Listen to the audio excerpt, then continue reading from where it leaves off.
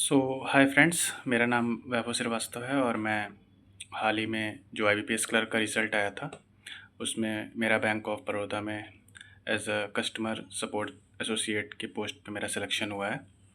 तो मैं आपसे कुछ शेयर करना चाहता हूँ। 10th ऑफ मार्च को डीवी के रिगार्डिंग हमें मेल आया है, यानी कि कल 10th ऑफ मार्च थी तो हमें रात में 8 साढ़े 8 के आसपास डीवी के रिगार्डिंग मेल आया है।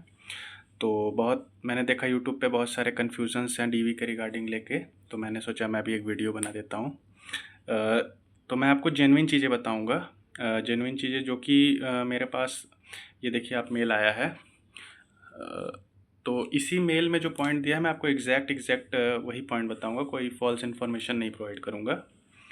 तो सबसे पहले मेल में लिखा है कि ये अलॉटमेंट जो किया गया है वो एक प्रोविज़नल अलॉटमेंट है, और अगर आप डीवी में सारे क्राइटेरिया को फुलफ़िल करेंगे और जो भी डॉक्यूमेंट्स आपने at the time of filling form, यानी कि जो आपने एप्लीकेशन फॉर्म में भरा होगा, जैसे जो हम लोग भरते हैं नॉर्मली ग्रेजुएशन का परसेंट वगैरह, मोबाइल नंबर, ईमेल एंड नाम वगैरह, पापा का नाम, ये सब अगर सही होगा तो अब आपका अलॉटमेंट कंफर्म किया जाएगा।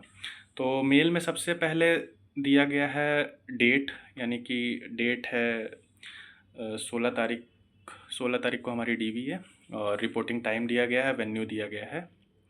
फिर इंस्ट्रक्शन दिया गया है, यानी कि टोटल 11 पॉइंट्स दिए गए हैं। जैसे कि जो मेल आई है पहले तो आपको उसकी 2 फ़ोटो कॉपी करवा के ले जाना है, जो मेल आई है उसकी ही 2 फ़ोटो कॉपी करवा के ले जाना है, और जितने भी डॉक्यूमेंट्स हैं उन सब की 2-2 फ़ोटो कॉपी करवा के आपको सेल्फ अटेस्ट मतलब खुद से साइन करके सारे डॉक्यूमेंट्स पे लेके जाना है।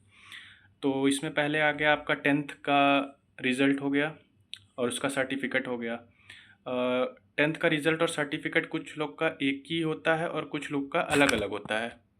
तो जिसका एक ही में है तो लिखा रहता है रिज़ल्ट कम सर्टिफिकेट, और जिसका अलग अलग है तो वो सेपरेट अपना लेके जा सकता है। उसके बाद आपका 12th का हो गया, 12th का भी इसी तरह होता है, सर्टिफिकेट और रिज़ल्ट। उसके बाद तीसरे पे है आपका कंप्यूटर लिटरेसी सर्टिफिकेट, यानी कि अगर आपने 10th या 12th में कंप्यूटर पढ़ा है तो दैट इज़ ओके, और अगर नहीं पढ़ा है तो फिर आपके पास कोई भी सर्टिफिकेट हो या कोई भी डिप्लोमा हो तो आप वो ले जा सकते हैं। तो ये कंप्यूटर सर्टिफिकेट में डिप्लोमा या कुछ भी आप ले जा सकते हैं अगर आपने कोई भी कोर्स कर रखा है। उसके बाद एलपीटी के बारे में दिया गया है पॉइंट नंबर 4 में। अगर आपने 10th या 12th में हिंदी पढ़ रखा है और वो आपके रिज़ल्ट पे मेंशन है तो एलपीटी की आपको चिंता करने की ज़रूरत नहीं है।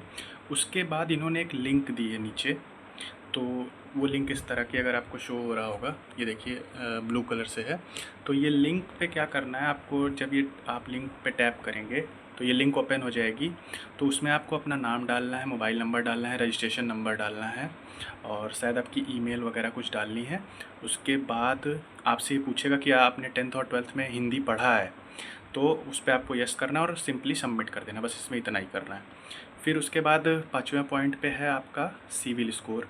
सिविल स्कोर अगर आपने अभी तक कोई लोन वगैरह नहीं लिया तो फिर सिविल स्कोर की कोई चिंता करने की ज़रूरत नहीं है।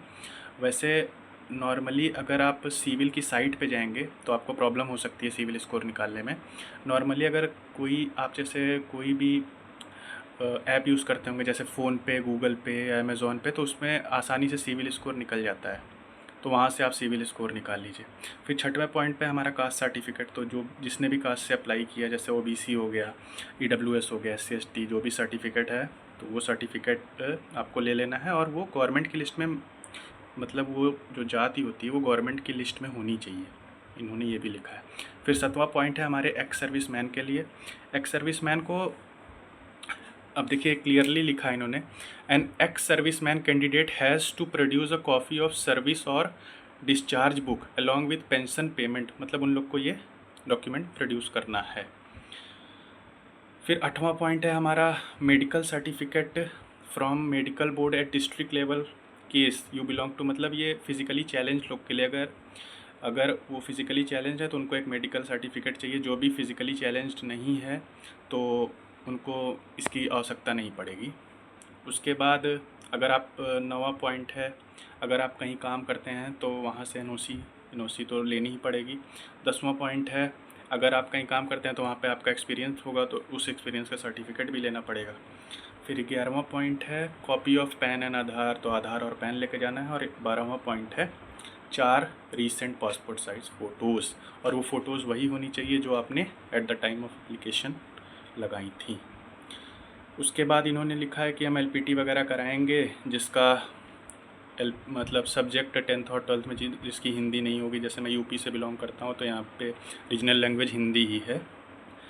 और बाकी फिर लिखा है कि अगर आप डीवी में एब्सेंट होते हैं तो उसको रीशेड्यूल नहीं किया जाएगा, चाहे रीज़न कुछ भी हो, आपको डिस्क्वालीफाई कर दिया जाएगा। तो जिसको भी ये ज्वाइन करना है वो डीवी में ज़रूर प्रेजेंट हो। फिर लिखा है कि मतलब वहाँ जाना है आपको, आपका बिहेवियर अच्छा रहना चाहिए, शांति से बैठना है, किसी से मिसकंडक्ट नहीं करना है, अनरूली बिहेवियर नहीं रखना है, किसी से मिसबिहेव नहीं करना है। तो ये सब लिखा है। तो यही है टोटल। और हाँ, कुछ चैनल्स पे मैंने देखा कि वो लोग कह रहे हैं कैरेक्टर सर्टिफिकेट ले जाने के लिए, लेकिन इसमें ऐसा डीवी में कहीं मेंशन नहीं है। जो हमारे पास मेल आया है कि कैरेक्टर सर्टिफिकेट लेके जाना है। फिर भी अगर आप कैरेक्टर सर्टिफिकेट बनवाना चाहते हैं तो एक आसान सा तरीका है। आप सिंपली, जैसे मेरा बीओबी में हुआ है तो आपका जिस भी बैंक पे हुआ हो, तो आप क्या करिए कि जैसे मैंने क्या किया, मैं बीओबी की साइट गूगल पर नॉर्मली डाला, वहाँ पे कैरियर्स वाले सेक्शन में गया। तो कैरियर्स वाले सेक्शन में क्या है कि वहाँ पे उन्होंने दिया है कैरेक्टर सर्टिफिकेट का फॉर्मेट, उसको सिंपली डाउनलोड करिए, फिल करिए। आपने जहाँ से भी ग्रेजुएशन वगैरह कर रखी हो, सिंपली जाइए अपने कॉलेज का आइडेंटिटी कार्ड या कुछ भी, कोई भी टीचर वहाँ पे आपको जानता हो, जाइए कहिए सर ऐसी ऐसी बात है, मेरा यहाँ हो गया है। तो वो प्रिंसिपल की साइन और वो मोहर के साथ लगा के दे देगा। एक सर्टिफिकेट आपका वहाँ से तैयार हो जाएगा। और एक आप किसी भी गेजेटेड ऑफिसर जैसे डीएम, एसडीएम या तहसीलदार, या तो फिर अगर किसी बैंक मैनेजर से भी करवा लेंगे तो काम हो जाएगा। तो किसी भी बैंक वगैरह में जाइए, या तो फिर जिस भी बैंक में आपका हुआ है वहाँ जाइए, बताइए ऐसा ऐसा है, तो वो लोग नॉर्मली करके दे देंगे। उतनी प्रॉब्लम होनी नहीं चाहिए मेरे हिसाब से। लेकिन हाँ, मैं ये पहले ही बता दे रहा हूँ कि ये मेंशन नहीं है कैरेक्टर सर्टिफिकेट का कहीं भी।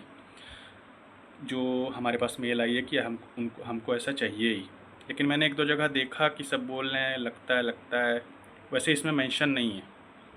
तो मैं भी ट्राई करूँगा, अगर बन गया, नहीं बना तो फिर देखा जाएगा फिर क्या ही होता है। हाँ, तो इतना ही इस वीडियो में। और अगर वीडियो पसंद आया तो चैनल को लाइक करिए और चैनल सब्सक्राइब करिए। थैंक यू, बस इतना ही। और जो भी डाउट हो आप कमेंट सेक्शन में पूछ सकते हैं, मैं रिप्लाई कर दूँगा। Thank you.